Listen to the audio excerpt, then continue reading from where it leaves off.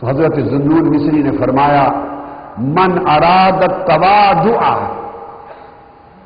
فلیوجہ نفسہ الی عظمت اللہ، فرمایا جو شخص ارادہ کرے تواضع کا وہ مرید ہے، جو ارادہ کرے، حضور غوث پاک نے فرمایا جو اللہ کی طرف ارادہ کرے وہ مرید ہے۔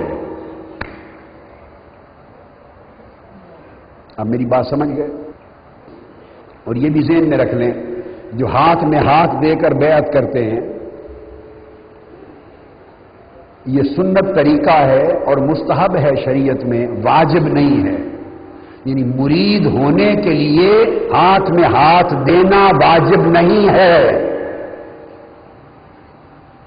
یہ مسئلہ شریعت سمجھ لیں، میں پوری ذمہ داری سے بات کر رہا ہوں۔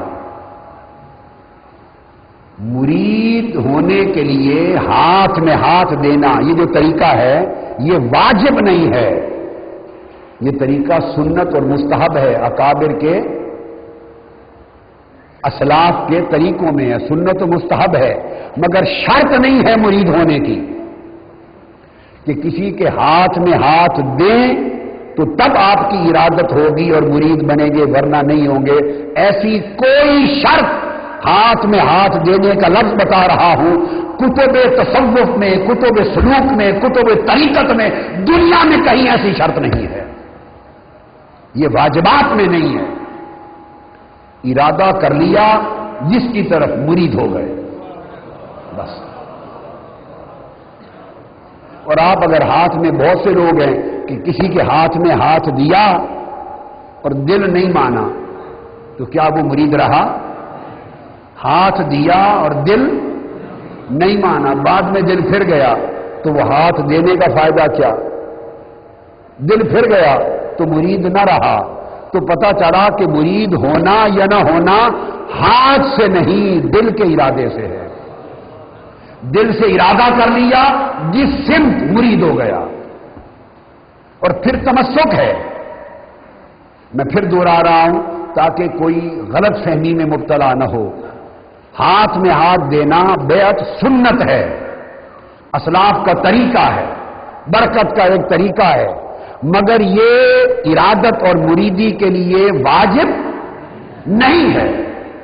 ایسی بات ہرگز نہیں کہ اگر ہاتھ میں ہاتھ نہیں دیا تو بندہ مرید ہی نہیں ہوا اور بیعت ہی نہیں ہوئی۔ بیعت کیا ہے؟ وہ بھی ہاتھ میں ہاتھ دینا بیعت کے لیے واجب نہیں، بیعت کہتے ہیں عہد کو۔ عہد کر لیا، زبان سے اقرار کر لیا، دل سے ارادہ کر لیا، مرید بھی ہو گئے، بیعت بھی ہو گئے۔ اور اگر ہاتھ میں ہاتھ دے لی، بیعت بھی کر لی اور ہاتھ بھی دے لیا اور دل سے نہ مانا تو نہ بیعت رہی نہ ارادہ رہا۔ اس لیے مرید کا لفظ ارادہ سے ہے اور ارادہ دل کا عمل ہے، ہاتھ کا عمل نہیں، ارادہ دل کا عمل ہے۔ بہت سے اولیاء اللہ پہلے زمانوں میں ایسے ہوئے کہ جو ہاتھ سے ہاتھ دے کے اس طریقے کو نہیں بھی کرتے تھے مگر کہتے تھے فلاں میرا شیخ ہے۔ تو سمجھانا یہ چاہتا تھا کہ یہ دراصل ارادہ ہے، اور ارادہ سے عمل قلبی ہے، دل سے ارادہ کر لیا، بات ختم ہو گئی۔ اب ڈیپینڈ تو یہ کرتا ہے کہ ارادہ کیا کس غرض کے لیے، کس سمت جانے کے لیے، کس کا۔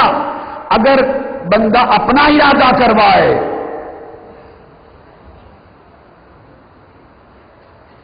تو پھر نہ اپنے پلے کچھ رہا نہ اس کے پلے کچھ رہا۔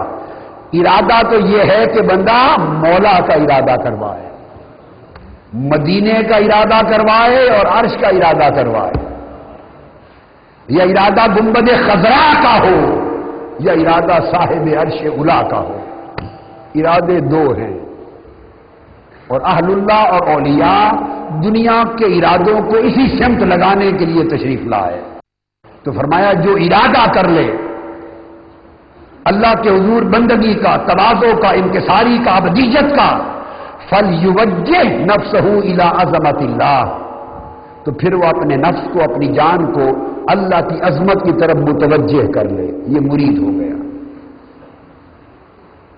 اللہ کی عظمت کی طرف متوجہ کر لے، اور پھر اس کا نتیجہ کیا ہوگا؟ جب اللہ کی عظمت کی طرف متوجہ ہو جائے گا تو اس کا دل پگھل جائے گا، نرم ہو جائے گا۔